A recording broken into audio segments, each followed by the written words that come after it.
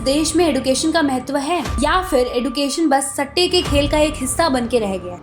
नमस्कार दोस्तों, युवा जो देश के भविष्य हैं, जो शिक्षित होकर डॉक्टर, इंजीनियर, सिविल सर्वेंट ये सब बन के देश की तरक्की करने में अहम भूमिका निभाते हैं, मगर हाल ही में हुए नीट स्कैम तो कुछ और ही कहानी बयां कर रही है। नीट एग्जाम्स जो भविष्य के डॉक्टर, जिनको देश में भगवान का दर्जा दिया जाता है, उनकी परीक्षा लेता है। नीट ये तय करता है कि कौन डॉक्टर बनेगा, कौन नहीं बनेगा। आज वही कटघरे में खड़ा है। 4 जून 2024 यानी कि जिस दिन लोकसभा इलेक्शन के रिजल्ट्स आए थे, उसी दिन नीट के एग्ज़ाम के रिजल्ट्स भी आए थे। उसमें से एक नहीं, दो नहीं, बल्कि 67 बच्चों का रैंक 1 आया है और सबको सेम 720 मार्क्स मिले हैं। उनमें से 8 बच्चे सेम सेंटर के ही थे।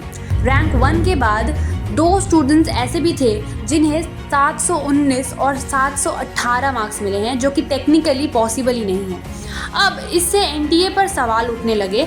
एनटीए यानी कि नेशनल टेस्टिंग एजेंसी, जो कि ये एग्ज़ाम्स कंडक्ट कराती है। एनटीए का गठन साल 2017 में एजुकेशन मिनिस्ट्री और यूनियन काउंसिल ऑफ मिनिस्टर के द्वारा किया गया था। एनटीए का काम था कि वो ऐसे कॉम्पिटिटिव एग्जाम्स कंडक्ट कराए। पेपर से लेके इन्विजिलेटर तक की ट्रेनिंग का जिम्मा एनटीए को मिला था। एनटीए ना केवल नीट मगर जेई, सीएमएटी, जीपीएटी जैसे एग्जाम्स भी कंडक्ट कराती है। फिजिक्स वाला के को-फाउंडर अलक पांडे ने जब एनटीए पर ग्रेस मार्किंग करने के आरोप लगाकर जवाब मांगा था, तब एनटीए ने इस आरोपों को खारिज कर दिया था।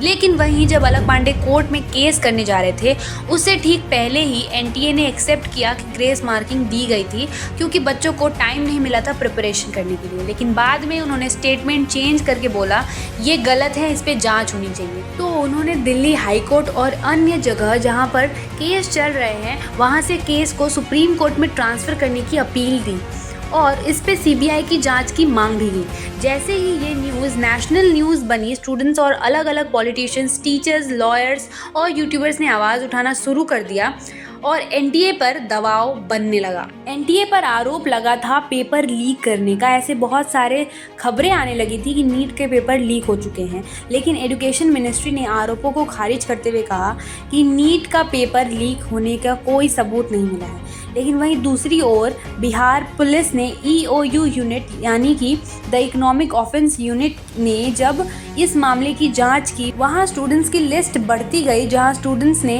ये दावा किया था कि इनके पापा ने 50 लाख रुपए देकर नीट के पेपर्स खरीदे थे। ये न्यूज़ मई 10 के पहले से चल रही है, लेकिन ये नेशनल न्यूज़ नहीं बन पाई क्योंकि तब न्यूज़ चैनल्स ने इलेक्शन को ज़्यादा महत्व दिया, देश के भविष्य को नहीं। क्योंकि देश तो बनता बिगड़ता रहेगा, बस टीआरपी कहीं नहीं जानी चाहिए। ऐसा नहीं है कि ये पहली बार हुआ है। नीट 2021 में जयपुर के एक स्टूडेंट ने सेंटर में जाकर एग्ज़ाम के दौरान पेपर भेज दिया था। मसला ये था कि वो पेपर भेजेगा और उधर से एक पेपर लीक का गिरोह पेपर सॉल्व करके देगा, जिसके लिए उन्होंने लाखों लाख रुपए चार्ज किए थे। अब सवाल ये उठता है कि सेंटर में एनटीए ने मोबाइल फ़ोन अलाउ कैसे कर दिया? एनटीए इतना कमज़ोर है कि एक एग्ज़ाम तक कंडक्ट नहीं करा सकता।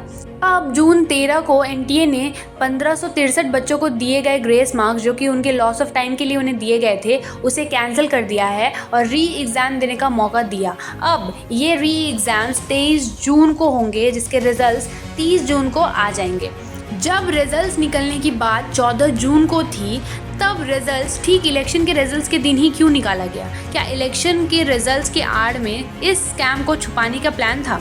अब मामला सुप्रीम कोर्ट में है। सुप्रीम कोर्ट ने एनटीए के पेपर लीक के मामले में 2 हफ्ते के अंदर जवाब मांगा है, जिसकी सुनवाई 8 जुलाई को होगी। और वहीं दूसरी ओर बिहार सरकार ने इस मामले पे रिपोर्ट मांगी है। अब सवाल ये उठता है कि एनटीए अगर अपना काम सही से नहीं कर पा रही है तो क्या फ़ायदा है इनको रखने का? क्यों टैक्स पेयर का पैसा ऐसे संस्थानों में यूज़ किया जा रहा है जो अपना काम भी सही से नहीं कर पा रही है?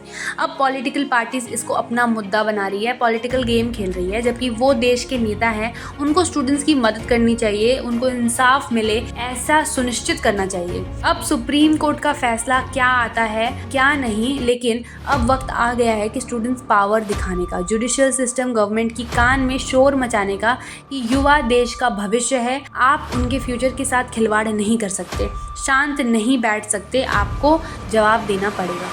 आइए हम सब मिलके प्लीज लें कि तब तक शांत नहीं बैठेंगे जब तक इंसाफ ना मिल जाए।